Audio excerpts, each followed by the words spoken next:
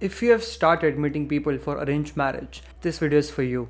Today I'll be sharing 5 things that you need to take care of while meeting people for marriage. I know that this process is very complicated, the stakes are high because if you end up attracting the wrong partner, it's for next 50 years. Marriage is not like dating, it's like a commitment on a huge level. So once you decide that you want to marry someone, you need to be sure, if not 100%, at least 90%, because your quality of life depends a lot on the type of partner you choose. So here are a few tips that you need to take care of in order to attract the right partner. Number 1, the more people you meet, the better. If there is one mindset that I have noticed in majority of people looking for partner through arranged marriage process is that they all want to rush through the decision and just get through it. I know this process of meeting multiple people becomes tiring after a point of time. Sometimes you don't like them, sometimes they don't like you. And at the end of that, you really feel tired and sometimes you even doubt yourself. So most of the people just want to find the right partner as soon as possible and they wish that they don't have to meet multiple people. But just think about it. Think about when you order food from outside or when you go for shopping. How much mental strength do you put into it? How much decision fatigue do you go through just when it's about food or what you wear? So don't you think that when it's about choosing a right partner for marriage, you'll have to go through this process even if it's tiring. So you have to change your mindset of meeting multiple people. So when it comes to meeting people for marriage, the more people you meet, the better. I really believe in that because if you rush into a decision, you will end up settling for less. Because you will feel pressured in this situation, and people, when they are in pressure, they often make wrong decisions. So just imagine that simply because you were getting tired of meeting people, you chose a partner, and then after marriage you regret it. Will you be able to do something about it? Maybe not, because not everyone considers divorce as an option. So people kind of make compromises in those relationships. I know some of you feel this pressure because your parents are putting pressure on you, but you can't make parents' pressure your pressure. You have to take your own time. Just imagine that when you meet multiple people, you'll be able to test your emotional, physical, mental compatibility with different people. Because I really believe that there is one person out there who will be more compatible with you than the rest of the others. So make sure that you don't give up and you keep meeting new people. Have fun in this process. If you see it as a task, you will get tired. You won't enjoy the process. But think about the last time when you were looking for people just to date them. You didn't feel tired meeting new people.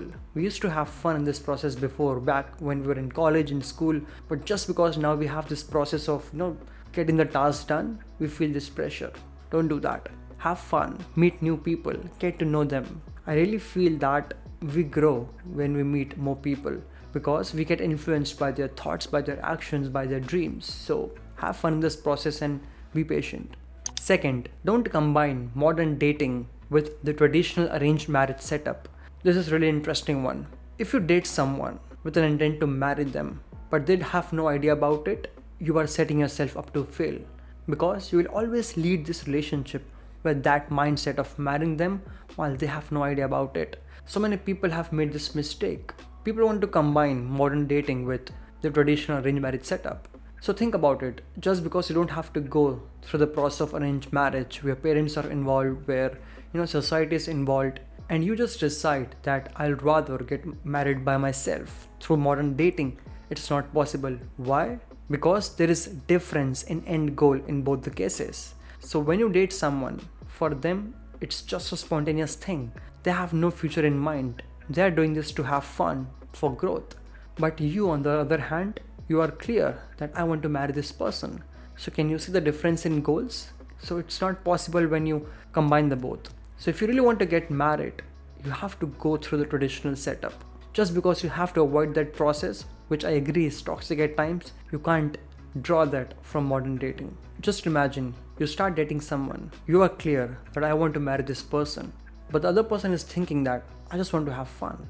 They're not even thinking about marriage. So at the end, when they realize that this is something that's going on in your mind, they will back off and you will start pressuring on them to marry you. So again, the process will become very toxic. So it's really better, if you want to get married, find someone who is looking to get married. And this is only possible through this traditional method, not modern dating.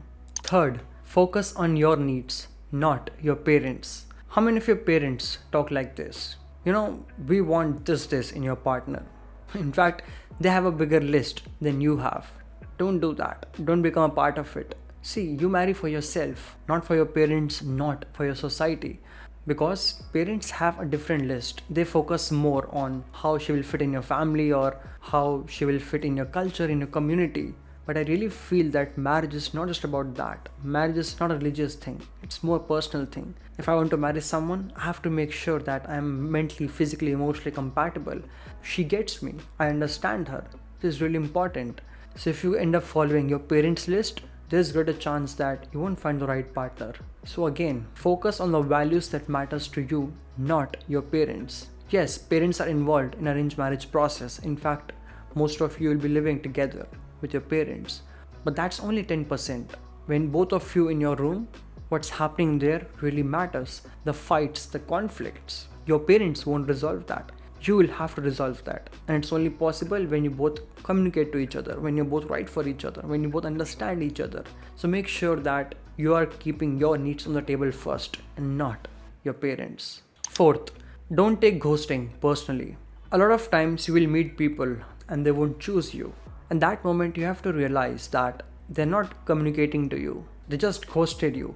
Not because there is something wrong with you. It's only because they don't have the skill of confrontation. It's because they lack courage to confront someone.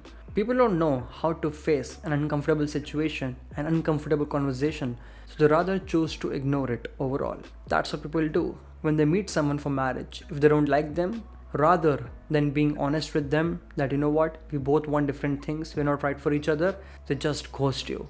So don't take it personally. It doesn't mean that something is wrong with you. You are good enough, you are great. It's just that they feel that you're not right for them. So don't take it personally and don't lose your confidence in this. Think like this: the right person will choose you. If they're not choosing you, if they're backing off, it's simply because they feel you're not right for them.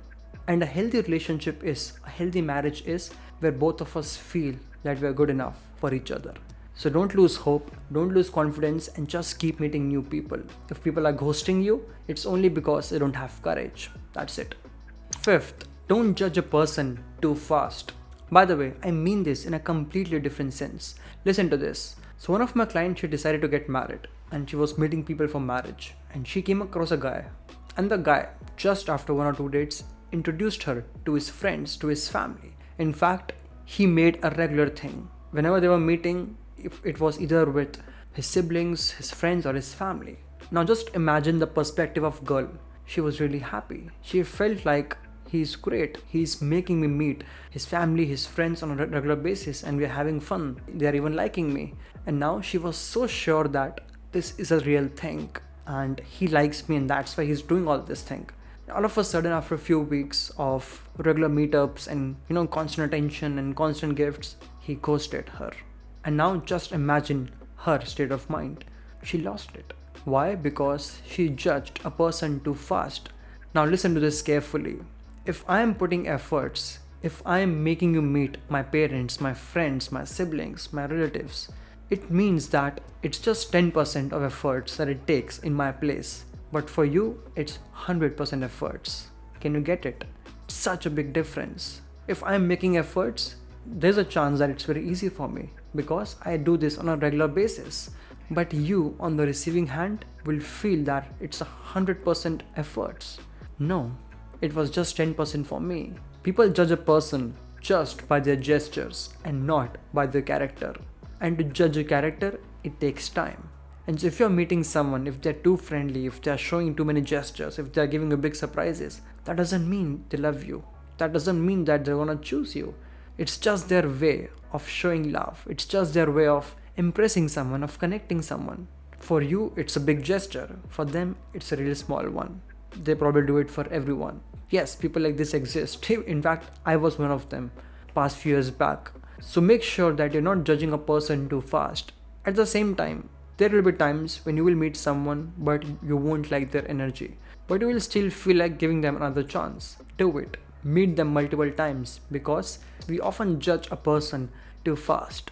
So make sure that you're being patient and you're not judging anyone too fast because you don't want to regret later that they're not the person that you thought they were.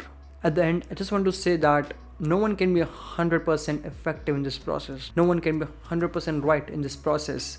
But if you're constantly learning about it, if you're constantly researching about it, if you're being patient, if you're being understanding, most importantly, if you're thinking from others person's point of view, you can never go wrong. So if you like this video, please make sure that you like it, you share it, you subscribe it, and most importantly, you share this with your friends, because it's fun that way when all of us are growing together, right? We don't want to be selfish. So make sure that you share this video, and I'll see you next week again. Thank you.